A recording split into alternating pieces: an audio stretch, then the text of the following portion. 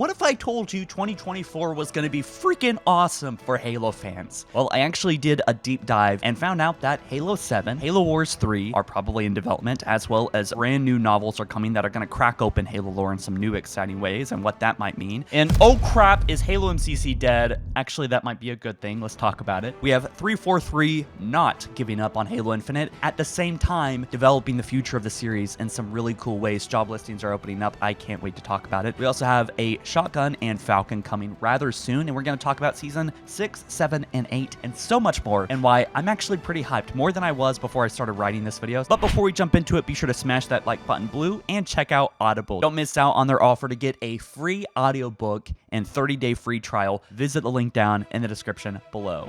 It has been 2 years since Halo Infinite launched, and this game is finally where it needs to be. Why has 343 been so busy? Why has it been a mess? Well, they are restructuring the studio.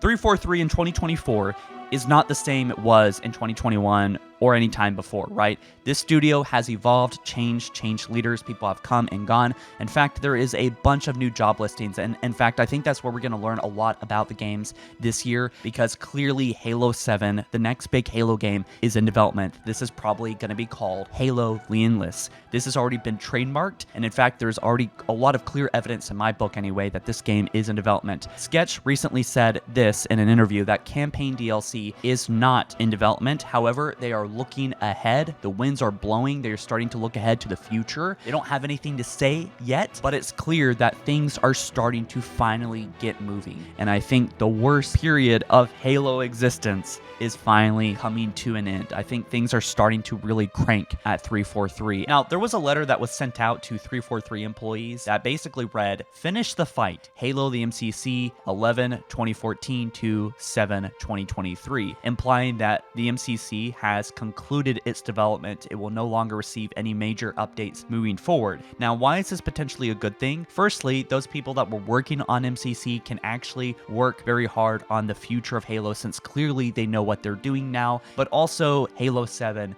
and whatever 343 is doing next. But also, I'm excited to see all the mods. The engine tools that Bungie used to develop these games in the first place are now in the hands of the community, and so I think we're going to see some really sick campaigns. I also want to talk about Halo Wars 3. This was actually going to include space combat to the series. It was rejected in 2017. There's actually tons of actual official concept art for it on ArtStation. But as of February 2021, it was confirmed that they still had no plans to produce a sequel. 4 weeks ago, basically early December 2023, they confirmed Creative Assembly is reportedly working on an RTS based on a major IP. Now, this could be something completely different, but to me and a lot of other people, we are thinking it could be Halo Wars 3. So what is happening with Season 6? I think it's going to be probably happening sometime in late February. We know Season 5 released in mid-October, and they're trying to do 3.5-month seasons, which makes me think, where the heck is the roadmap? We need a roadmap for this year, Season 6, 7, and 8. We know that 343 doesn't like roadmaps, and they don't like sharing that because it makes them feel grounded, and they can't even really stick to it anyway. But hopefully with things getting kind of on track now in the studio, we're going to see Avalanche, which was a part of many other maps that were officially leaked and released later. And so Avalanche has definitely been in development at some point. We're also going to probably get that Falcon, which has been in development. As miners have seen, it has been getting, improved and developed on actively at 343. We also have Assault, 1 bomb, 2 bomb, all the bombs, Griffball, all that looks like it's coming to Season 6 according to Seraja, right? So Season 3, he talked about the Bandit in the Shroud screen. Season 4, the Falcon in the Quantum Translocator, which did all happen, except for the Falcon, right? The new Tatanka Sandbox editions, now that didn't quite happen, but we do know that we got some significant Sandbox editions, including the AI in Forge, right? As well as Firefight. But we also have new shotgun variants potentially coming to Season 6, right? Just one, but this is probably going to be the Banish, a double barrel shotgun. And also we have a to be debuted equipment items. With network desync being fixed now, as well as all these new job listings that are not just for potentially a new Halo game, but also working on Slipspace Engine and specifically using the word or phrase Halo Infinite, makes me think that no, they are not giving up on Halo Infinite. I think we have at least 2, maybe 3 more years of lifetime on this game, and I think the best is still ahead, right? The game is finally caught up with day one. It's looking better every single day, and in fact, the updates have honestly just made this game way much better than it was day one, right? We also have Tatanka to think about. This may actually be what Certain Affinity is working on, but it could technically be the 3rd game that 343 is kind of directing, right? This is potentially going to be a Battle Royale based game in Unreal Engine. It might actually be just part of Halo 7, part of Halo 7's like multiplayer mode at this point. It could be a completely 3rd different experience other than the other 2 games we discussed earlier, but we may finally get news about this. It will have actually been like a couple of years now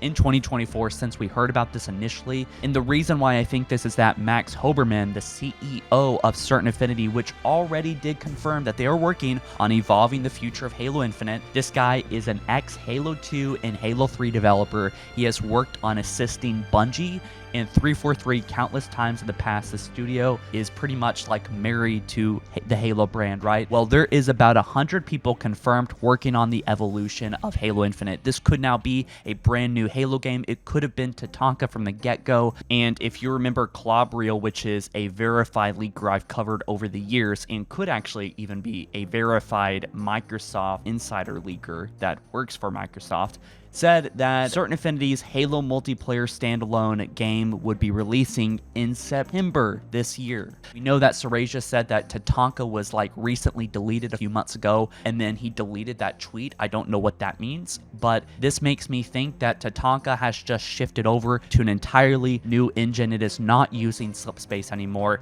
and these files are no longer accessible because of that. It's becoming more and more clear that Halo might actually need a Battle Royale to compete in the modern gaming scene to get those big numbers, at least have some kind of mode available along with the classic Halo experience with, of course, campaign. Now, we also have the Halo TV show. Of course, that is going to be premiering on February 8th. It's going to pick up 6 months after season 1, and it's clear that Reach is under attack. That's going to be the core of this season, I think. And there is also the introduction of new characters and new things happening, like James Ackerson. There's also a new show writer, and there is a lot of reason to believe that this season is going to be a lot better than season 1, although the bar was pretty low there. But I am keeping my hopes high for this one, and I think it's gonna at least be a big improvement to the first season. We also have a few new Halo novels coming, including Halo Epitaph. This was delayed by a month. It's now releasing on February 27th. It is a reference to the Halo 3 multiplayer map Epitaph.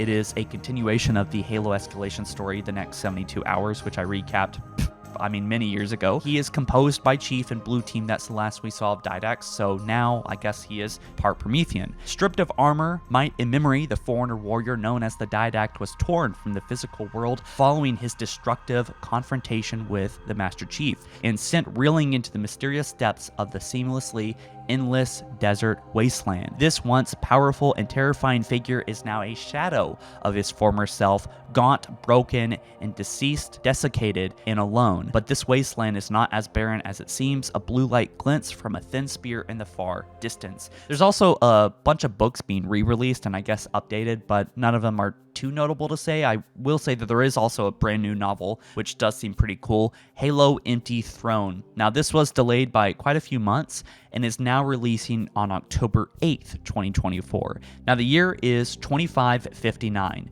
It has been a year since the rogue artificial intelligence Cortana seized control of the domain, an otherworldly dimension housing a vast information network. With an array of Forerunner weapons at her disposal, Cortana set out to enforce an authoritarian peace on the civilizations of the galaxy. But as the UNSC command flagship Infinity prepares to strike against Cortana at Zeta Halo, another plan has been set in motion. An ancient access point hidden on a seemingly insignificant human colony has become the focus of a parallel effort to claim the domain and its immeasurable capabilities. The UNSC, however, needs a key, a living, forsaken product of an old war. As a new generation of heroes rise to meet this challenge, Cortana's pursuit of control reaches a desperate and sudden named Crescendo, a cunning, ruthless warrior emerges from the shadows of the Banished, who has vowed to fill the new power vacuum by any means necessary. So this is probably going to be Atriox versus Cortana kind of focus of the story, and exactly explain like how things even occurred in Halo Infinite, because there's still not really answers to what happened here. So I'm looking forward to Empty Throne. That's going to be in October, as well as the Halo World Championship is going to also happen that month. So there's going to be definitely some cool content, some cool reveals. But this whole year, man, we're going to get Season 6 in February, and then about 4 months later, we're going to be getting, in June probably or so, Season 7.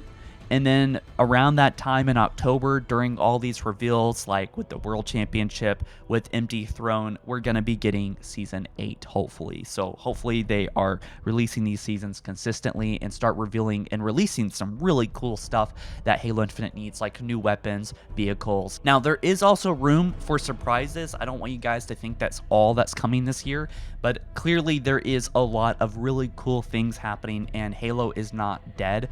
It just isn't like blowing us away with a brand new game right now. I am looking forward to covering Halo 7 this year, and I think there's going to be even more surprises that we are just not expecting around that summertime, you know, where E3 used to be. I think there could be something that actually is revealed this year, as there has been quite a lot of time and quite a lot of production time as well for Certain Affinity, and potentially another third party like Creative Assembly that might have been working on Halo Wars 3 for maybe half a year or a year now at this point. You guys let me know what you think, and be sure to check out Audible, of course. Get that free audiobook, or Halo audiobook if you want, for 30 free days, right? And I will catch you guys in the next one soon.